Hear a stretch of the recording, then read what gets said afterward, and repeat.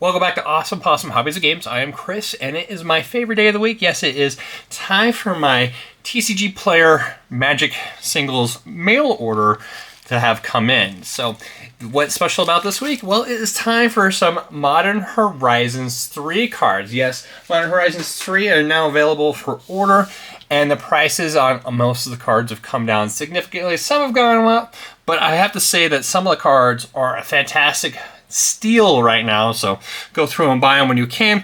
And of course, I want to go through this week's order with you right now. So Orm's Chant is the first one. This is a reprint for 1 white. It's an instant with a kicker of another white. So for 2 white, target player, or 1 white, target player can't cast spells this turn. If the spell is kicked, creatures can't attack this turn. So you can pay 1 or 2, and man, that artwork is fantastic. Oh, wow. It's amazing. Great time to pick up that card. It's best price, along with it being borderless. Amazing. Hourglass of the Lost, 1 white to generic artifact. Tap to produce a white. Put a time counter on this card, and then tap to remove X time counters from this card and exile it. Return each non-land permanent with permanent card with a mana value of X from your graveyard to the battlefield. Activate only as a sorcery. So this... you can choose however many counters you remove, and then, late game, you can bring back all your 2, 3, 5, 10 drops, whatever you've stuffed into your graveyard for added benefit. Of course, that you're not necessarily going to be able to rely on that every time. So is it 3-cost mana rock? 3-cost mana rocks are not fantastic, but they are useful, and this is one of them that I highly recommend to pick up. In fact, I picked up a couple copies, 3 copies for a few different decks to test out and see if it's worthwhile to get and to play with over the coming weeks. And until then, this card's under $1. It's worth picking up right now. Next one is Strix Serenade for 1 blue. It's an instant.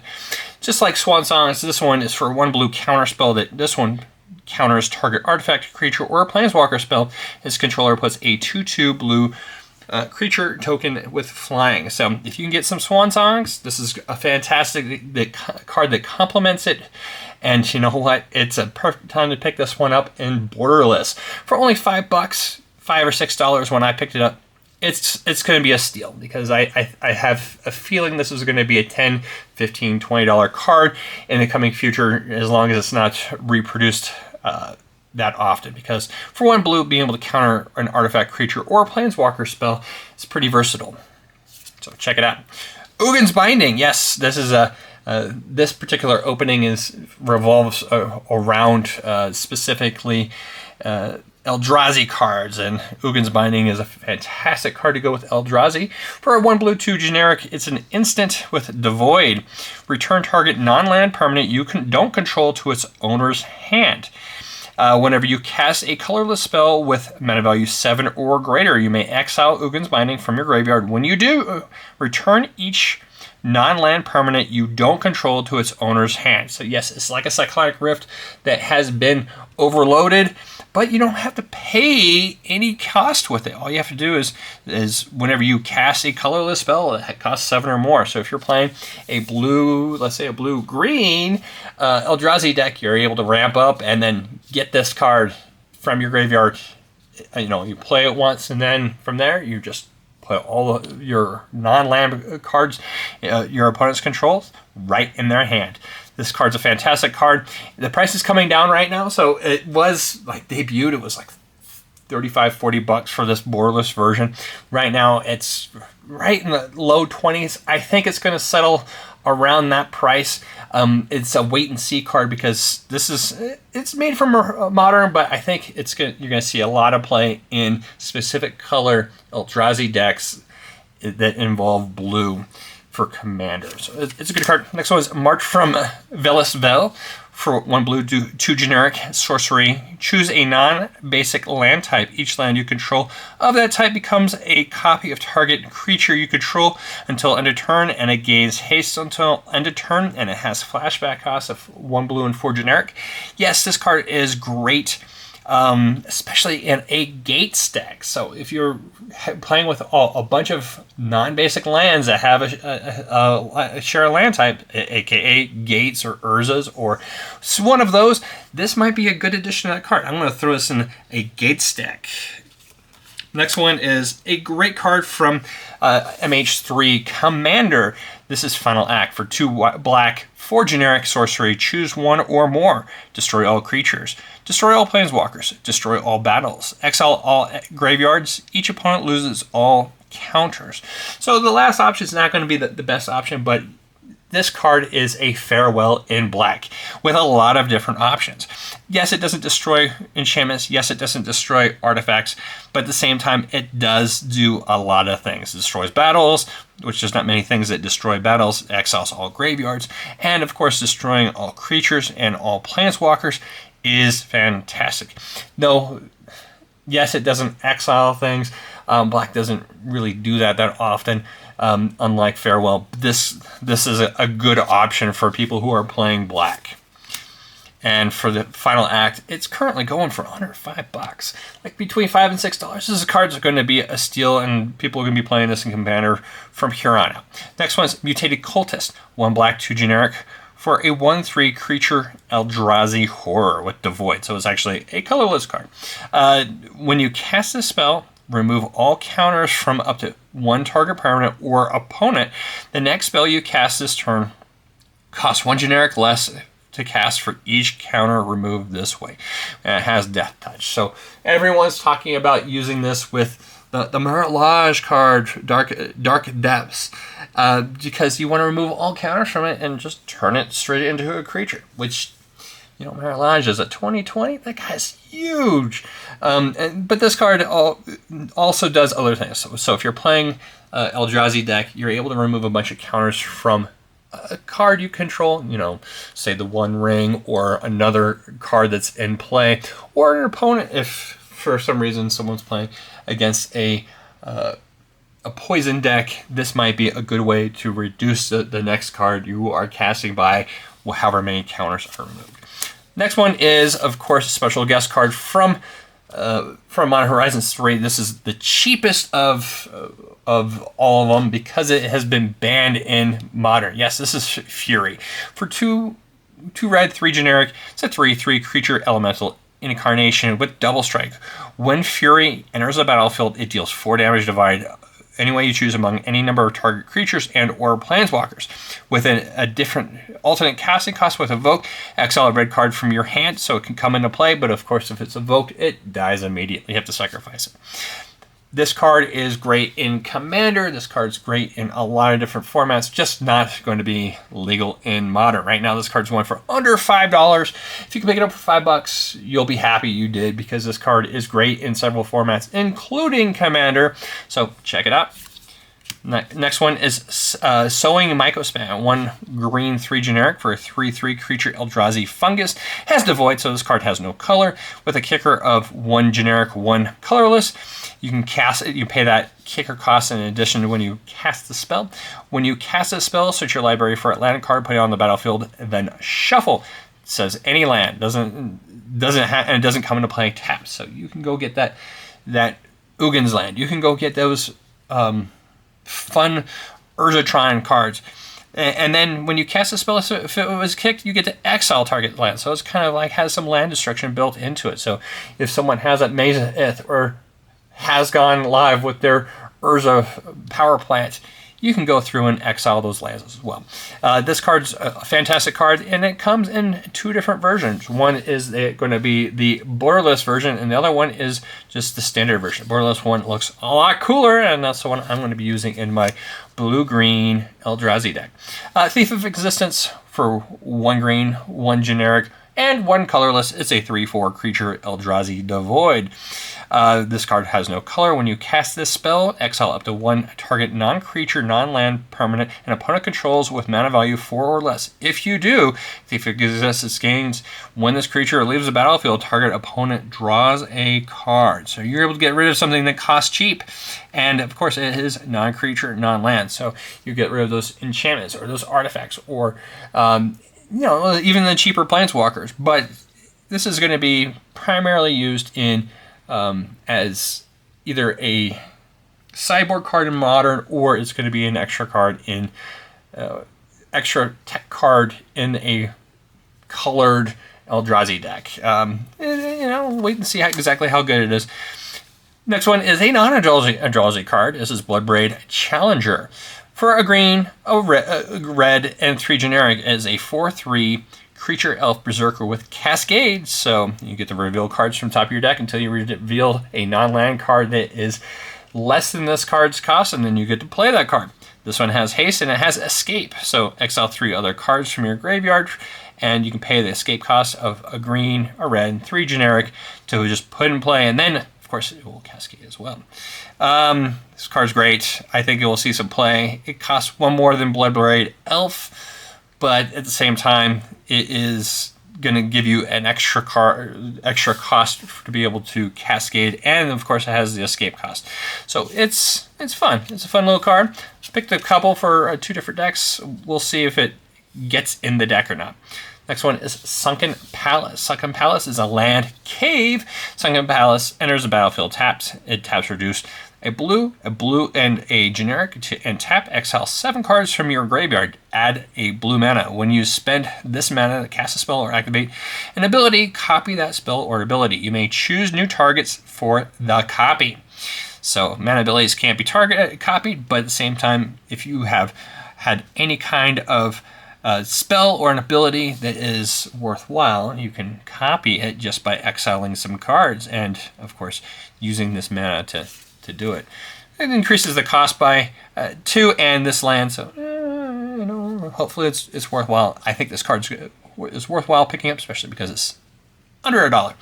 Lazotep Quarry. Lazotep Quarry is a land desert, and it taps to reduce a colorless mana, and you can tap, sacrifice a creature, add 1 mana of any color. X generic plus 2 generic, and tap, sacrifice a desert, including this card. You can sacrifice this card if you want, or you can sacrifice another desert if you have lots of deserts in your deck. Exile target creature card with mana value of X from your graveyard, and then create a token of the copy, except it is a 4/4 black zombie, activate only as a sorcerer. This card is going to go in one of my Eldrazi decks. I haven't figured out which one yet, but being able to, if you discard or if your Eldrazi has died, being able to create a copy of it. It's only a 4/4, but at the same time, it's going to retain all those cool abilities. And I have to say, when it comes into play, you get to have some of those effects go off. I think that card's going to be underrated. Right now, it's under $3 for the borderless version. It's worthwhile to check out. Next one's Ulamog's Dread Sire for 10 generic mana. It's a 10/10 creature Eldrazi, not legendary, important note. Vigilance with Ward, they have to sacrifice a permanent with a mana value of 1 or greater, so no lands, no tokens, unless the token has a mana cost for some reason. And then it has ability of tapping to create a 10/10 colorless Eldrazi creature token. This is an amazing Eldrazi card. 10/10 Vigilance with a big ward is already kind of cool. Then on top of it, you're at the end of your opponent's turn, you can just go ahead and tap it to create another 10/10. Man, that's a huge value. I know I already got one out of the Eldrazi deck. I got another one because I want to make 2 Eldrazi decks, and this guy's kind of almost an auto-include. Next one is Twins of Discord. For 7 generic mana is an 8/6 creature Eldrazi, non-legendary. Whenever you attack, choose 1 or odd or even. Creatures with mana value of that quality can't block this turn. So if your opponent has a ton of even cost, you can make it so they can't block. And then each other colorless creature you control have Bloodthirst too. So when you attack with a creature, if you've already dealt damage to your opponent, your creatures will come into play with an extra 2 +1/+1 counters on it. That is kind of cool, especially for a 7-drop. Next one is Selective Obliteration. 2 generic, or 2 colorless, 3 generic. It is a sorcery. Each player chooses a color, then exile each permanent unless it's colorless or it's only the color its controller chose. So this will only really target things that are multiple colors. So not mono colors unless they're playing with a couple different colors in their deck. For 5 cost, it's not a fantastic card, especially in Commander. It is, against my legendary deck, it can kill 99% of the stuff by just only be able to choose one color, and then your stuff won't die. Yeah, but that doesn't happen every single time. So you're playing against someone with a mono red deck, mono green deck, mono black deck. They protect all their stuff, and yeah, selective obliteration's cool card right now. It's going for under $2. It's worth picking up a copy, and it might be better later on. It's worth picking up right now if you haven't picked up the Eldrazi Incursion deck. Next one is Eldrazi Confluence. This card is going for about $5. For 2 generic mana, 2 colorless mana, it's an instant. Choose 3. You may choose the same mode more than once. That's important. Target creature gets +3, -3 until end turn. So if you want, you could dump all 3 into that and give something +9, -9. Now, negatives get through. Things that are indestructible, it's not a bad ability. Next one is exile target non-land permanent, then return it to the battlefield tapped and under its owner's control. So if someone's targeting your stuff, you're able to protect it by flashing it in and out of play. And then you can create a 1/1 colorless Eldrazi Scion creature token with sacrifice this creature to add a colorless mana. The first ability is what really sets this card apart. Be able to kill something with 6 toughness and another one card with 3 toughness, or you can just go ahead and pump 1 Eldrazi a ton, as long as you don't give it too many negative modifiers.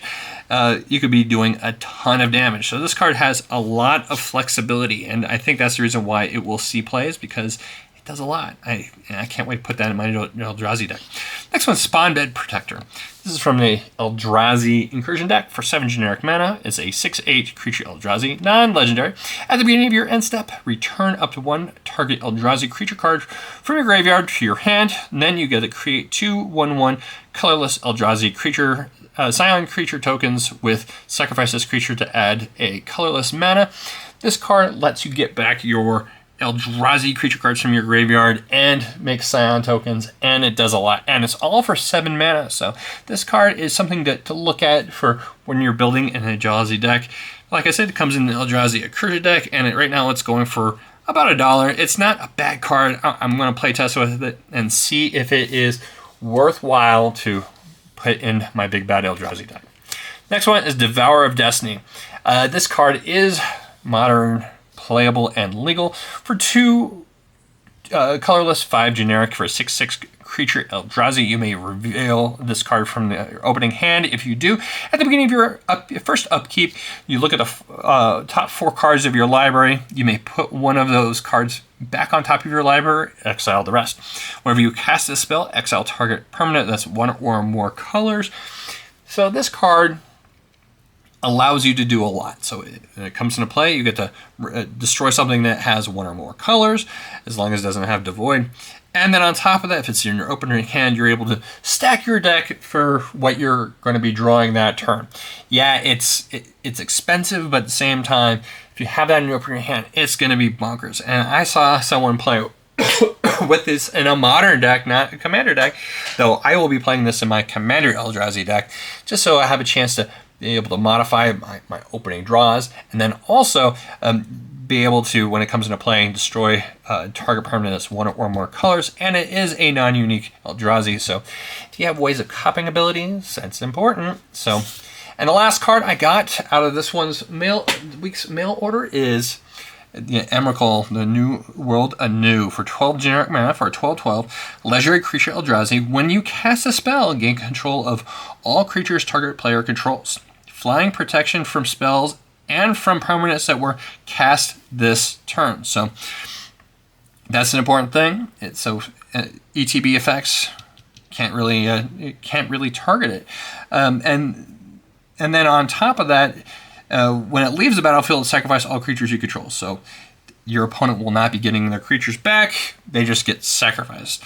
But of course, that means you sacrifice all your creatures as well. And it has madness. You have to pay 6 colorless mana to be able to play it if it was discarded from your hand. Yeah, it's the madness part's not going to be happening that often, but it has flying and protection from spells and from permanents that were cast this turn. So in order to get rid of this guy, you really have to board wipe. You have to be able to get rid of everything in play, or you have to have something that's in play. You know, it taps to attack. Royal Assassin kills it. But you know what? Other than that, there's not too many cards that, unless it's the board wipe, to be able to get rid of Emrakul. I think this card is great. It's not as good as the really expensive one, but you know what? I don't have an extra $80 right now to be able to buy that card. So Emrakul, you're going to be a great addition to my Eldrazi deck. Well, I hope you guys enjoyed this video. Until next time, I hope you have a fantastic week, and remember to keep it rolling. And thank you for watching.